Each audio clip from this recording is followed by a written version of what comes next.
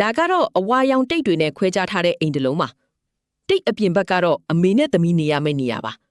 တိတ်အတွင်းထဲမှာတော့အဖေဖြစ်သူကိုနေခွင့်ပြုထားပါတယ်အဝါရောင်မြင်းကိုကြော်ဖို့သူ့ကိုအပြတ်တားမြစ်ထားတာပါအကယ်၍သူကမတော်တဆတိတ်ပေါ်နေမိခဲ့ရင်အမေဖြစ်သူကအရန်ဒေါသထွက်တာပါငါနာကထွက်သွားစမ်းအဖေဖြစ်သူကတိတ်ရဲ့ဘဲအပိုင်းကိုမစိုးနေမိတာနဲ့အမေကချက်ချင်းပြန်ကတ်တာပါသမီးဖြစ်သူကတော့မတော်တဆနေမိရင်အမေရဲ့ဆူတာကိုခံရပါတယ်ထမင်းစားတဲ့အချိန်ဆိုရင်အမေနဲ့သမီးကအရသာရှိတဲ့ဟင်းတွေကိုစားကြပေမယ့်အဖေကတော့ဗိုက်စားတာပျောက်ဖို့ခောက်ဆွဲ6ပဲစားရပါတယ်သူ့မှာစားဖို့နေရာကျင်းလေးပဲရှိတာပါပိုပြီးထူးဆန်းတာကတော့အမေကသမီးကိုအဖေနဲ့စကားပြောဖို့လုံးဝတားထားတာပါအကယ်၍အမေကသူတို့ကိုမိသွားခဲ့ရင်အမေကဒေါသထွက်တာပေါ့အိမ်ထဲကလှီကားတွေကိုလည်းတိတ်တွေနဲ့ပိတ်ထားပါတယ်ညာတိုင်းရီချိုးပြီးလို့အိတ်ခါနေရင်အဖေကတားမြစ်ထားတဲ့နေရာကိုတတိထားပြီးကြော်သွားရပါတယ်ငါးစတူရမ်းမိတာတော့မပြီးတဲ့သူ့အခန်းထဲကိုပြန်သွားတာပါ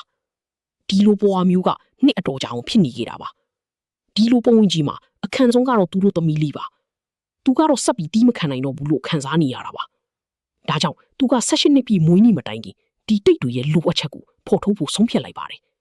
နောက်နေ့မနက်မှာအီချီကာကသူ့အဖေအိမ်ကထွက်သွားတာကိုမြင်ပြီးနောက်ကလိုက်သွားပါတယ်သူကသူ့အဖေကိုနှုတ်ဆက်လိုက်ပါတယ်ဒါကသူတို့နှစ်ယောက်အချိန်အတော်ကြာမှစကားပြောတာပါအိမ်နဲ့အဝီးကိုရောက်တဲ့အခါအီချီကာကသူ့အဖေကိုမီးလိုက်ပါတယ်ဖီဖီနဲ့မမီးကြမှာဘာတွေဖြစ်ခဲ့တာလဲဘာလို့အိမ်မှာတိတ်တွေကတ်ထားရတာလဲ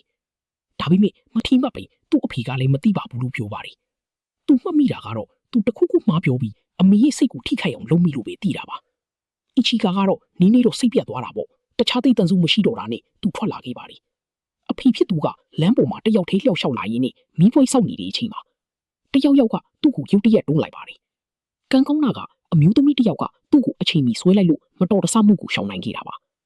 ဒါပေမဲ့အမျိုးသားကတော့စိတ်တက်ကြနေပါတယ်သူကကျေးဇူးတင်ပြီးထွက်သွားတာပေါ့သမီးဖြစ်သူရဲ့လှုံ့မှုကြောင့်လားမသိအိမ်ပြန်ရောက်တဲ့အခါတကယ်ဘာဖြစ်ခဲ့လဲဆိုတာမိမဖြစ်သူကိုမေးကြည့်ပါတယ်ဒါပေမဲ့သူစကားမဆုံးခင်မှာပဲတိတ်ပေါ်နေမိသွားပါတယ်မိမဖြစ်သူကချက်ချင်းယူသလိုဖြစ်ပြီးသူ့ကိုပစ္စည်းတွေနဲ့ပြစ်ပုတ်ပါတော့တယ်